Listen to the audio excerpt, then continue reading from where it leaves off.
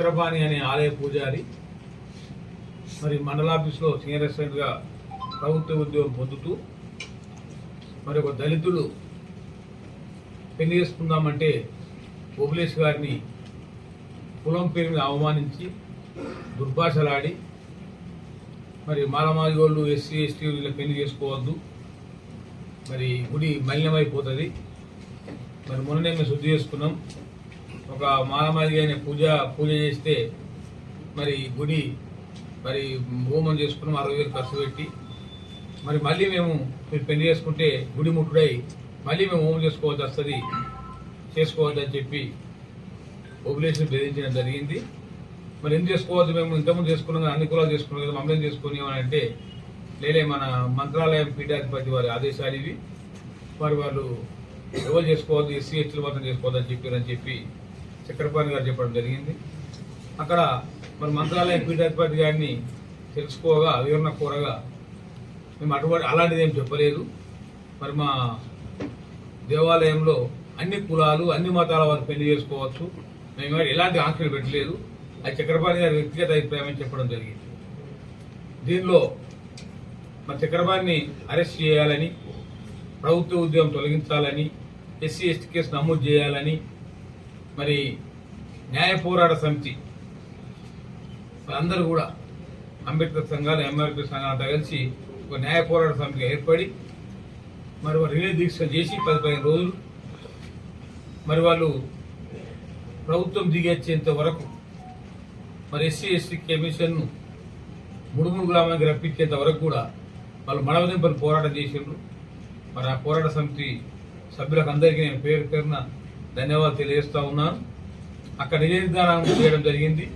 ఈరోజు అక్కడ additional collector గారు, ఆర్డీఓ గారు, డిఎస్పీ గారు, ఎస్ఐలు, సిఐలు, మా కమిషన్ సభ్యులందరం కూడా గ్రామాన్ని సందర్శించి విషయాలను కూడా రాబట్టాం. అన్ని కుల సంఘాలతో, అంబేద్కర్ సంఘాలనుకో, ఎంఆర్పీ సంఘాలనుకో, బీజీ సంఘాలనుకో, బహుజన సంఘాలు అందరితో కూడా అభిప్రాయాలు క్రోడీకరించి మరి మేము ఒక ప్రభుత్వానికి కూడా సమగ్రమైన నివేదిక మరి గౌరవ ముఖ్యమంత్రి గారికి కూడా జరుగుతుంది. మా స్థానిక ఎమ్మెల్యే గారు కూడా మాకు సహకరిస్తామని చెప్పి నాకు హామీ ఇవ్వడం జరిగింది. ఫోన్లో మాట్లాడిండు. నేను ఒకటే కోరుతూ ఉన్నా ఏంటంటే, ఆ చక్రపాణి అయిన ఉన్మాదుని, ఆ చక్రపాణి దుర్మార్గుని చట్టం ముందు నిలబెట్టి కఠినంగా శిక్షించాలని చెప్పి ఎస్పీ గారికి, కలెక్టర్ గారికి ఆదేశాలు ఇవ్వడం జరిగింది. మరి 2007 సంవత్సరం నుంచి ఇప్పటి వరకు మరి ఎండోమెంట్లో ఉద్యోగం చేసుకుంటూ, మరి ఇక్కడ బీఆర్ఓ ఉద్యోగం చేసుకుంటూ, ఆ తర్వాత ఇప్పుడు సీనియర్ అసిస్టెంట్గా మన మండల పరిషత్లో ఉద్యోగం చేసుకుంటూ 2 జీతాలు ప్రభుత్వ జీతాలు పొంది మరి ప్రభుత్వాన్ని చీటింగ్ చేసినటువంటి చక్రపాణి గారిపై మరి 420 కేసు నమోదు చేయాలి, ఎస్సీ ఎస్టీ అష్టాశిక్ష పెట్టాలి. మరి రెవెన్యూ రికవరీ యాక్ట్ కింద ఆ సొమ్ము మొత్తాన్ని రికవరీ చేయాలని చెప్పి మేము కలెక్టర్ గారికి ఆదేశాలు ఇచ్చినాం. మరి ఎస్పీ గారికి కూడా ఆదేశాలు ఇచ్చినాం. ఏంటంటే తప్పకుండా అతన్ని అరెస్ట్ చేయాలి. మరి మా ఏది ఏమైనా ఇటువంటి ఉన్మాదికి మాత్రం తగిన శిక్ష పడకపోతే రేపు కూడా ఇటువంటి సమస్యలు, ఇటువంటి సంఘటనలు పునరావృతం అయితే కనుక ఇటువంటి సంఘటన జరగద్దు అని అంటే, మరి చట్టం అంటే భయం ఉండాలంటే ఇటువంటి దొంగలను తప్పకుండా కఠినంగా శిక్షించాలని చెప్పి కూడా ఎస్పీ గారిని ఆదేశించడం జరిగింది. మరి ముఖ్యంగా మరి కలెక్టర్ గారు ఆ ఉద్యోగం నుంచి పర్మనెంట్ గా తొలగించాలి, అతన్ని తగిన శిక్ష వేయాలి. అతనికి మరి ప్రభుత్వం ఎన్నో భూ సంస్కరణలు పెట్టింది, సీలింగ్ యాక్ట్ పెట్టింది, అన్నిటి తప్పించుకొని మరి 120 ఎకరాల భూస్వామిగా ఉన్నాడు అంటే ఇలా మరి ఏ విధంగా ప్రభుత్వాన్ని మోసం చేస్తున్నాడో, ఏ విధంగా ప్రభుత్వం చీటింగ్ చేస్తున్నాడో చక్రపాణి గారి ఉదాంతం అందరూ బయటకు వచ్చింది. ఏది ఏమైనా చక్రపాణి అనే వ్యక్తికి కఠినంగా శిక్ష పడేంత వరకు, ప్రభుత్వ ఉద్యోగం నుంచి అతన్ని శాశ్వతంగా తొలగించే వరకు, 2007 సంవత్సరం నుంచి ఆయన తిన్నటువంటి డబ్బునంతా కూడా కక్కిచ్చేంత వరకు ఎస్సీ ఎస్టీ కమిషన్ చక్రపాణి గుండెల్లో నిద్రపోతుంది. వారిని ప్రజా కూడా శిక్షించి శిక్ష పడేంత వరకు కూడా పోరాటం చేసి సాధిస్తుందని చెప్పి కూడా ఈ సందర్భంగా హెచ్చరిక చేస్తా ఉన్నాను. మరి ఈ సంఘటన మరి గౌరవ ముఖ్యమంత్రి గారి దృష్టికి, మరి గౌరవ ఉమ్మడి జిల్లా మంత్రి మరి జూపల్లి కృష్ణారావు గారికి, ఇక స్థానిక ఎమ్మెల్యే గారి దృష్టికి అందరికీ కొంతపోయి, ఎంపీ గారి దృష్టికి కూడా కొంతపోయి, మరి ప్రభుత్వం దృష్టికి కొంతపోయి తప్పకుండా ఇటువంటి సంఘటన జరగద్దని చెప్పి కూడా తెలంగాణ మొత్తం వినోద సంఘాలు జరగకుండా మేము పగడబంది చర్యలు తీసుకుంటూ ఎస్సీ ఎస్టీ కమిషన్ చైర్మన్ అని చెప్పి కూడా తెలియజేస్తా ఉన్నాం. మరి ముఖ్యంగా మా దృష్టికి వచ్చింది ఏంటంటే నారాయణపేట జిల్లాలో ఇప్పటికే 2 క్లాసుల విధానం ఉన్నదట, కొన్ని దేవాలయాల ప్రవేశం లేదట. నేను ప్రభుత్వ అధికారులకు ఒక ఆదేశం ఇచ్చిన, ఏంటంటే కలెక్టర్ గారికి ఎస్పీ గారికి నేను మళ్ళీ నవంబర్లో ఎస్సీ ఎస్టీ కమిషన్ మళ్ళా నారాయణపేట జిల్లాకు వస్తుంది, జిల్లా కలెక్టరేట్ లో సమీక్ష సమావేశం పెట్టుకుంటాం. ఈ లోపల మీకు 4 రోజులు టైం ఇస్తున్నా, ఈ నెల లోపల దేవాలయ ప్రవేశాలు కానీ ఇలా ఏదైతే ఎక్కడైతే 2 క్లాసుల విధానం ఉందో ఇవన్నీ కూడా సమస్య పోవాలి, ఇవన్నీ సరిదిద్దుకోవాలని చెప్పి కూడా ప్రభుత్వ యంత్రాంగానికి ఆదేశాలు ఇచ్చినాం. మరి ఇవన్నీ చదువుకున్న తర్వాత మళ్ళీ మీటింగ్ పెడతాం. మరి క్రమం తప్పకుండా SC ST vigilance committee meeting జరగాలి. మరి క్రమం తప్పకుండా ప్రతి నెల సివిల్ రైట్ జరపాలి. మరి పౌర హక్కుల దినోత్సవం జరిగితేనే ప్రజలకు న్యాయం గురించి చట్టాల గురించి తెలిసిపోతుంది, గ్రామ సెంటర్లో ఏర్పాటు చేయాలని చెప్పి కూడా కోరడం జరిగింది.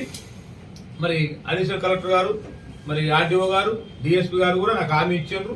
మరి గౌరవ కలెక్టర్ గారు, ఎస్పీ గారు వేరే మన నారాయణపేటలో వేరే ప్రత్యేకమైన పరిస్థితుల వలన, కొన్ని అత్యవసర పరిస్థితుల వలన వారు రాలేకపోయినరు. మరి ఎస్పీ గారు మాట్లాడినరు, కలెక్టర్ గారు కూడా మాట్లాడినరు. తప్పకుండా ఇక నారాయణపేట జిల్లా కూడా తెలంగాణ 33 జిల్లాలతో పాటు మేము కూడా ఇటువంటి సమస్య ఏమీ లేకుండా ఎస్సీ ఎస్టీ సమస్యలు, 2 క్లాసుల విధానం కానీ, దేవాలయ ప్రవేశం కానీ అన్ని సమస్యల మీద మేము సమగ్రంగా కార్యాచరణ రూపొందించుకుంటాం. అటువంటిది మా జిల్లా జరగకుండా చూస్తామని చెప్పి నాకు హామీ ఇవ్వడం జరిగింది. హామీ ప్రకారమే వాళ్ళకి హామీ ఇచ్చి హామీ తీసుకుని వెళ్తా ఉన్నాను. మళ్ళీ నవంబర్లో వచ్చి ఇక్కడ కలెక్టరేట్ లో సమీక్ష సమావేశం ఏర్పాటు చేసుకోవడం, అప్పటికి సమస్యలన్నీ సర్దుమణుతాయని చెప్పి కూడా మేము భావిస్తా ఉన్నాం. ఏది ఏమైనా ఎస్సీ ఎస్టీ సమస్యలు, భూ సమస్యలు కావచ్చు, ఎస్సీ ఎస్టీ కులం కేసులు కావచ్చు, మన సర్వీస్ మ్యాటర్ కావచ్చు, ఎవరున్నా కానీ వాళ్ళ కస్టోడిగా మేము పనిచేస్తాం. వాళ్ళు ఏదన్నా చిన్న ఉత్తరం రాసినా, చిన్న మాకు వాట్సాప్ ద్వారా అప్లికేషన్ పంపినా, మా ఎస్సీ ఎస్టీ కమిషన్ కార్యాలయానికి దరఖాస్తు చేసినా తప్పకుండా ఎస్సీ ఎస్టీ సమస్యల కోసం నిరంతరంగా మేము పనిచేస్తామని చెప్పి ఈ సందర్భంగా తెలియజేస్తూ, నా తోడు వచ్చినటువంటి మా యొక్క జిల్లా శంకర్ గారు, మా కమిషన్ సభ్యులు, మరియు రాంబాబు నాయక్ గారు, మా డీబీఎఫ్ రాష్ట్ర నాయకులు శంకర్ గారు, మరి మా అధికారులు అందరూ, మా ఆర్డీఓ గారు, మా అడిషనల్ కలెక్టర్ గారు, మా డిఎస్పీ గారు, మరి పోలీస్ సిబ్బంది అందరు, ప్రభుత్వాధికారులు, మా డీసీడీఓ గారు, ఎంపీడీఓ గారు, తహసీల్దార్ గారు అందరూ కూడా మా ఎంబడ ఉండి సహకరించిన పోలీస్ సిబ్బందికి అందరికీ కూడా, మా దళిత సంఘాలకు అందరికీ కూడా మన ప్రత్యేకమైన జైబీని తెలియజేస్తూ, మీరందరూ కూడా ఈ రకంగా పోరాటం చేయండి. పోరాటం చేస్తే పోయేది లేదు, మన హక్కులు మనం సాధించుకోవచ్చు. మీ వెనక మేము ఉంటాము, మీరు పోరాటం చేయండి. మీ వెనక మేము ఎస్సీ ఎస్టీ కమిషన్ మీకు అండగా ఉంటుంది. 1 గంట రాత్రి మీకు అధికారులు ఉన్నట్టే మా పనులతో మీకు తెలియజేస్తూ, మీరందరూ కూడా ఇదే స్ఫూర్తితో పనిచేయాలని దళిత సంఘాలని సందర్భంగా మనస్ఫూర్తిగా అభినందిస్తున్నా. జై తెలంగాణ, జై భీమ్.